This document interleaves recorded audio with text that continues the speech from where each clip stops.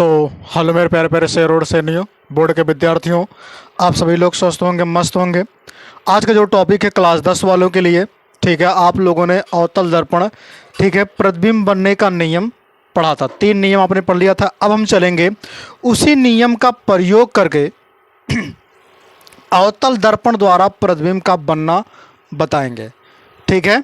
तो यहाँ पर हमने हेडिंग डाला है, ठीक है, फॉर्मेशन ऑफ इमेज बाई, ठीक है, कॉनकेव मिरर, यानी कि अवतल दर्पण द्वारा प्रतिबिंब का बनना।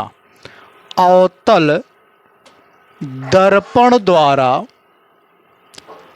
प्रतिबिंब का बनना। अवतल दर्पण द्वारा प्रतिबिंब का बनना। तो सबसे पहले चीज़ तो इसमें 6 स्थितियां होती हैं। सबसे पहले स्थिति कौन बन के आएगी? सबसे पहला होगा जब वस्तु अनंत पर हो। अनंत का मतलब जिसका कोई अंत ना हो, जिसका कोई अंत ना हो। जब वस्तु कहाँ पर हो? अनंत पर हो। तो ध्यान रखिएगा, जब वस्तु अनंत पर होती है तो यानी अनंत का मतलब यहाँ पर उसका कोई, ये रहा वस्तु मैंने बनाया ओ डैश, ठीक है। एक वस्तु हमने बना लिया अनंत पर।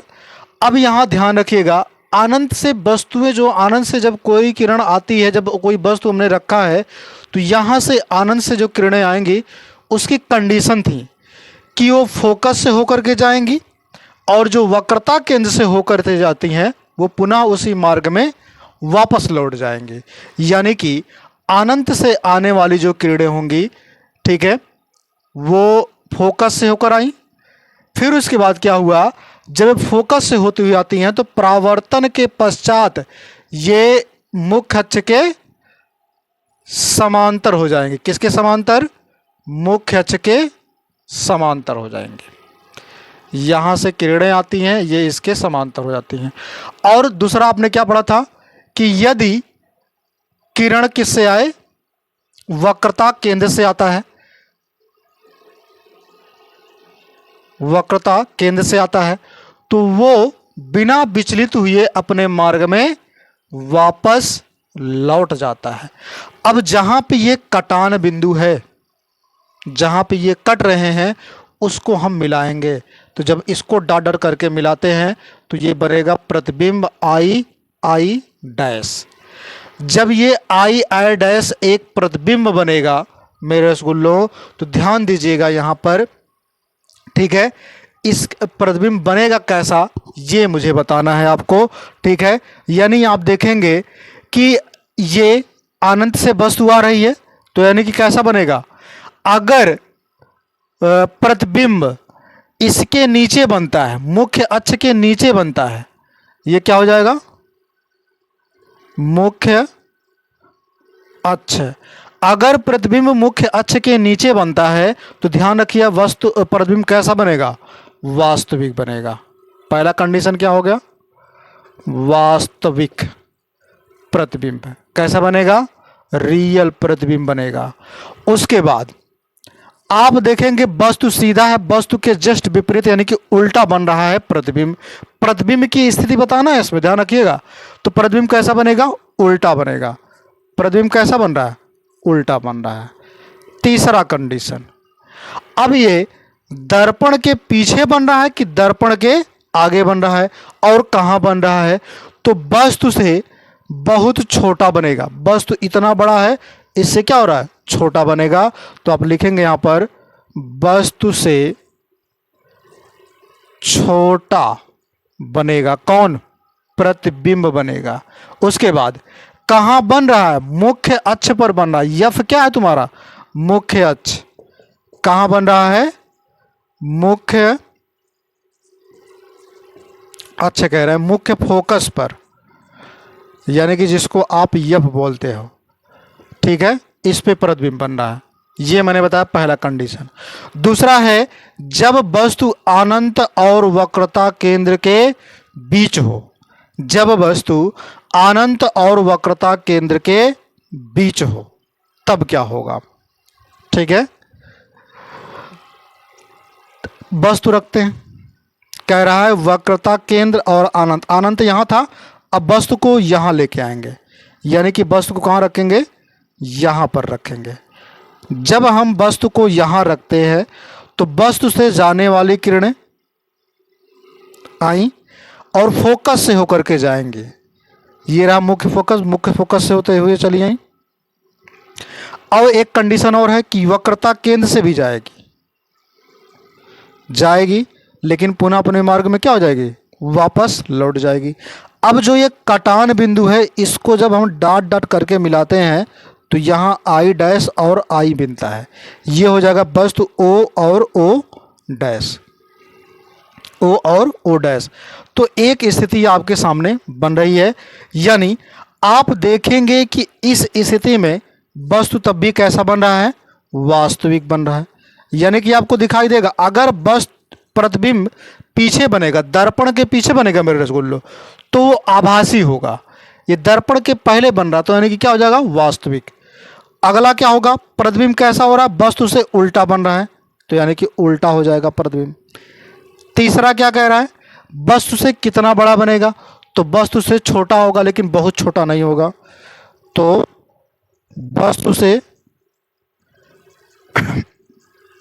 छोटा होगा। ठीक है। अगला चौथा कंडीशन, बनेगा कहाँ, तो ध्यान रखिएगा एफ और सी के बीच में, यानी कि मुख्य फोकस और वक्रता केंद्र के बीच में, तो एफ और सी के बीच में। ठीक है, ये मैंने बताया इसकी स्थिति, क्या बताया, इसकी स्थिति मैंने बताया। ठीक है, वो कहते ना भैया, जहाँ पे तुमको रखा है वहाँ पे हार्ट होता है, जहाँ पे तुमको रखा है वहाँ पे हार्ट होता है, मोहब्बत साइंस होती है, बिछड़ना आर्ट होता है। तो चलिए अब इसको हम यहीं पर जो है रफ कर देते हैं, क्योंकि अब इसके आगे की जो है प्रतिबिंब मुझे बनाना है।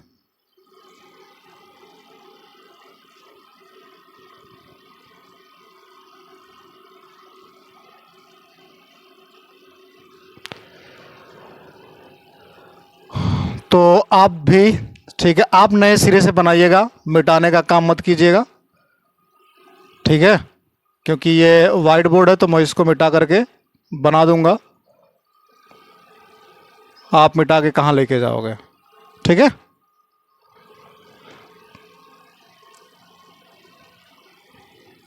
चलिए अब ये रहा, तीसरे और चौथे की बात करेंगे।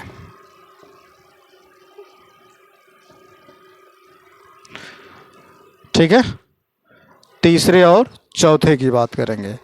तो तीसरा क्या होगा, हमने अब कहाँ रखा था, यहाँ रखा था, अब क्या रखेंगे, वक्रता केंद्र पर रखेंगे। तो तीसरे वाले में क्या होगा, जब वस्तु वक्रता केंद्र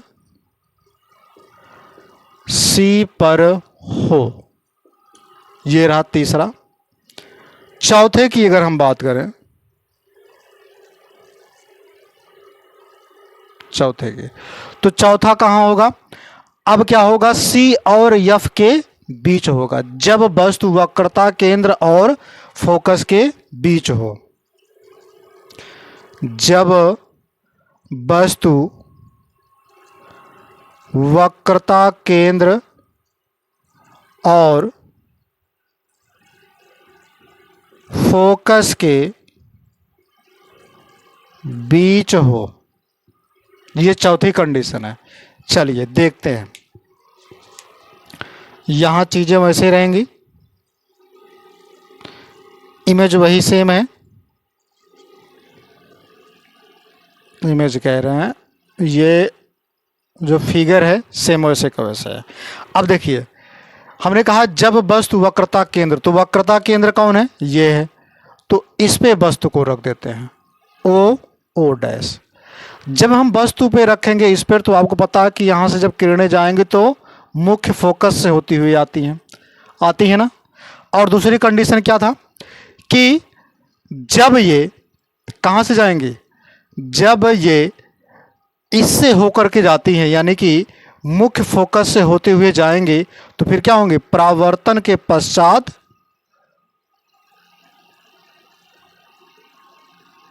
ठीक है, ये यहां पर काट रही हैं,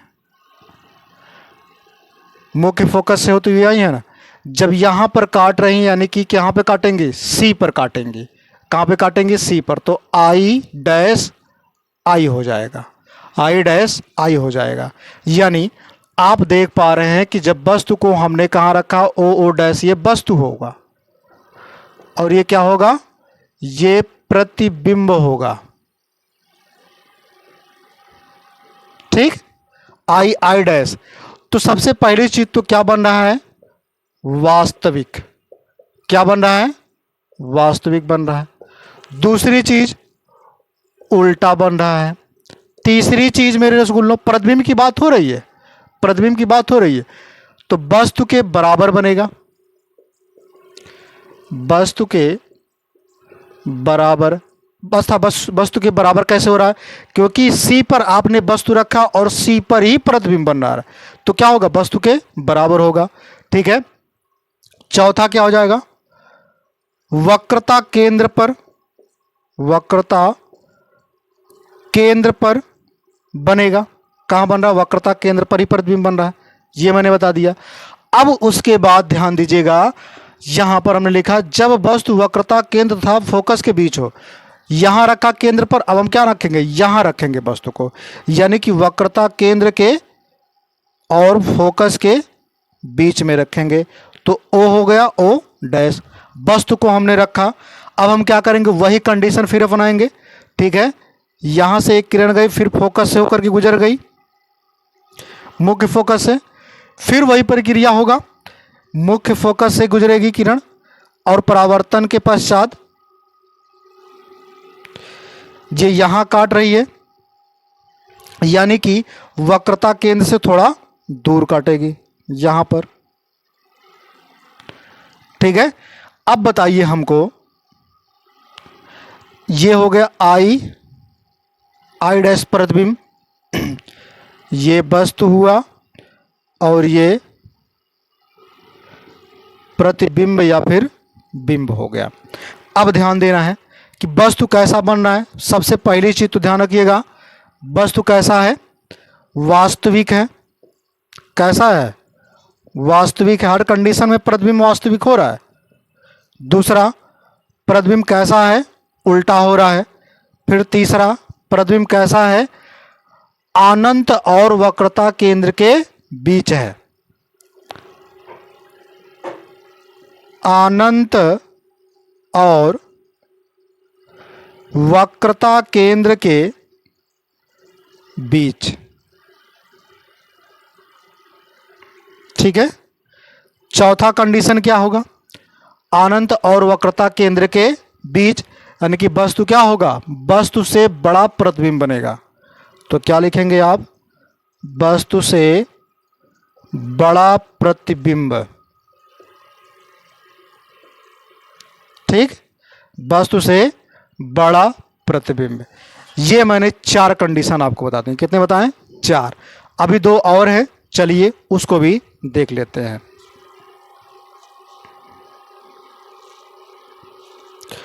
ठीक है,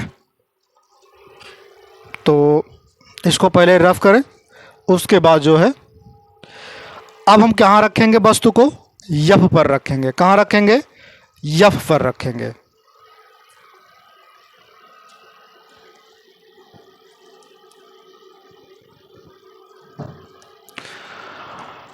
अब की बार वस्तु को हम कहाँ रखेंगे, यफ पर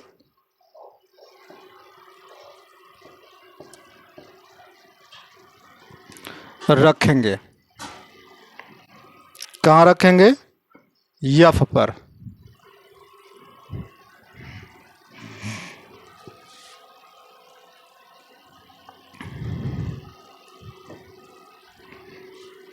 चलिए, प्रतिबिंब को हम कहाँ रख देते हैं, यफ पर रख देते हैं। प्रतिबिंब कर रहे हैं वस्तु को। ये है पांचवा। जब वस्तु मुख्य फोकस पर हो। अगला छठा, जब वस्तु यफ यानी कि यफ और पी यानी कि ध्रुव के बीच हो। पी मतलब ध्रुव, ठीक है। ये मैंने आपको दिखाया। अब यहाँ फिगर है, ये बना लीजिए। यम1 यम2 यम1 यम2, एक लाइन यहाँ पे हो जाएगा P, यहाँ हो जाएगा F और यहाँ हो जाएगा C।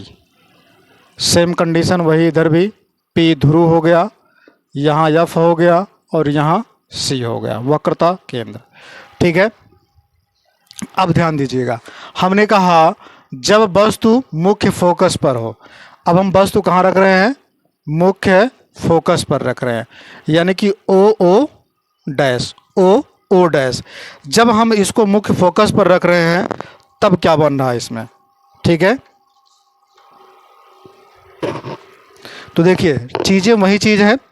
हमने कहा था कि ये यहाँ से किरण निकल के वस्तु से, तो ये फोकस से होती हुई आई, किरण निकली है फोकस से होती हुई आई।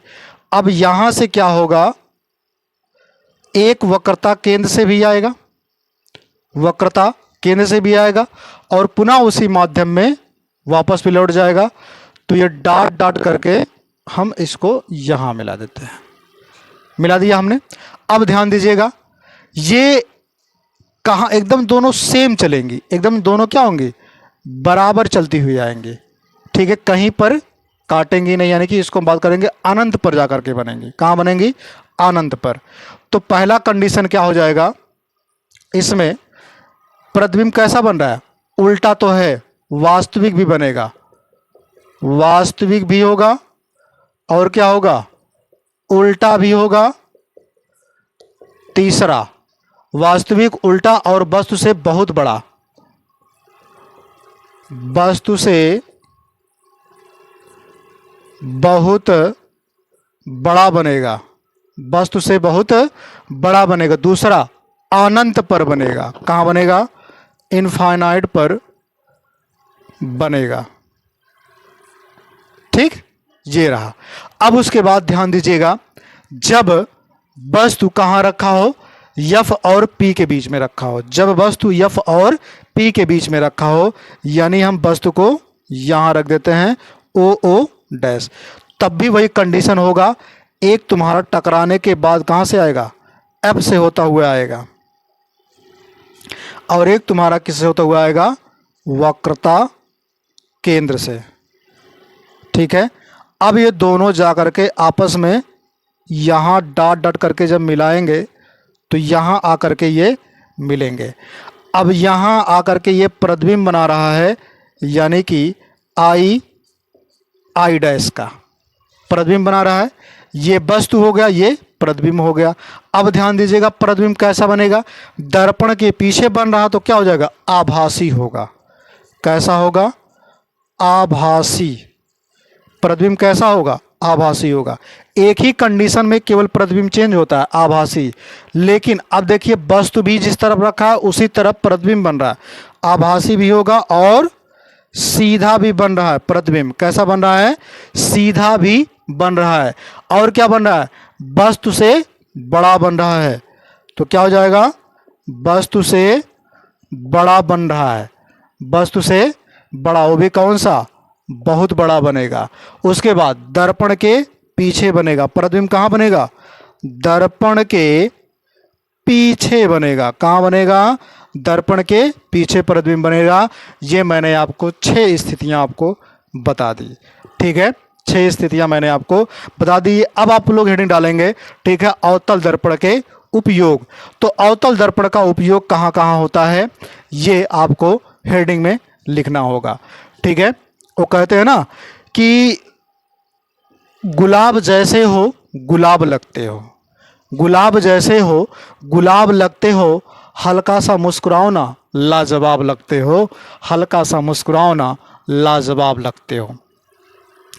तो चलिए, हेडिंग है अगला आपका,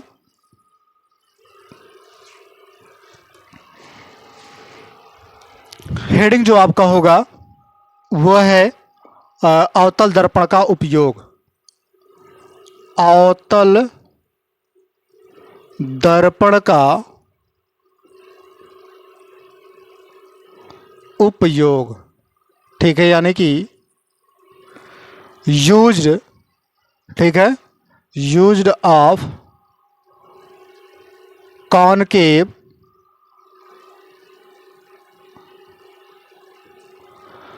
कॉनकेव मिरर।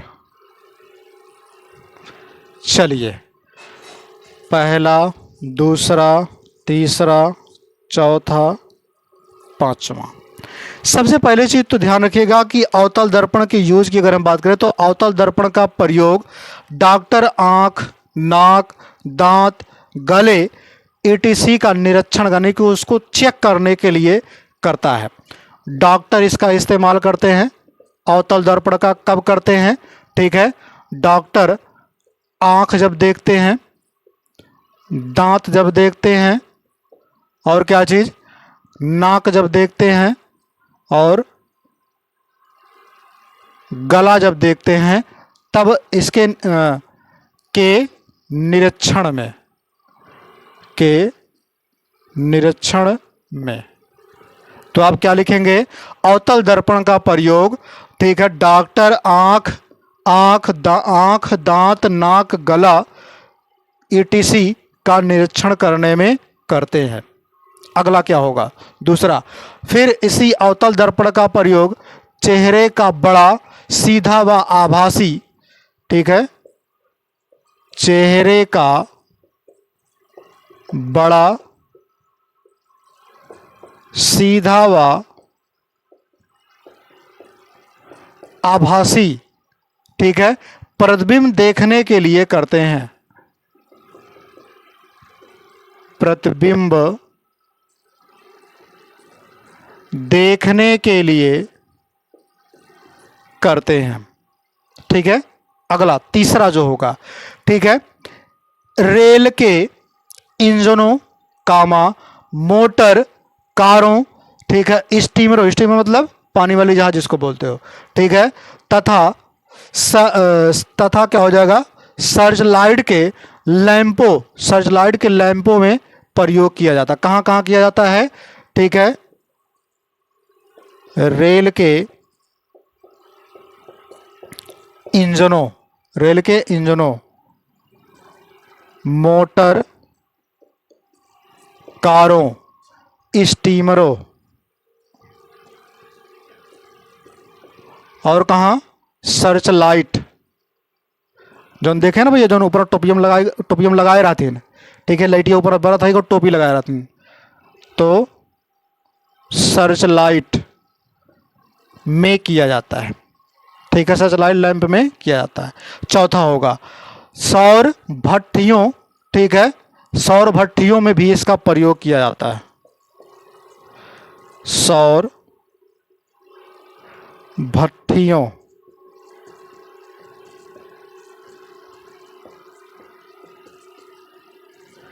प्रयोग किया जाता है।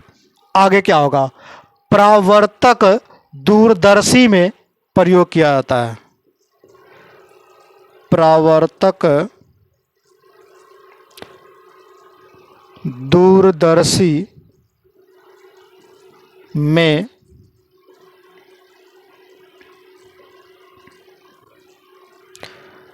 परावर्तक दूरदर्शी में इसका प्रयोग किया जाता है। तो ये मैंने चारों के चारों प्रयोग आपको बता दिए हैं, ठीक है। तो फिर मिलेंगे नए वीडियो में नए तरीके से। तब तक ले आप लोग हंसते रहिए, मुस्कुराते रहिए और वीडियो को लाइक शेयर करते रहिए। जय हिंद, जय भारत।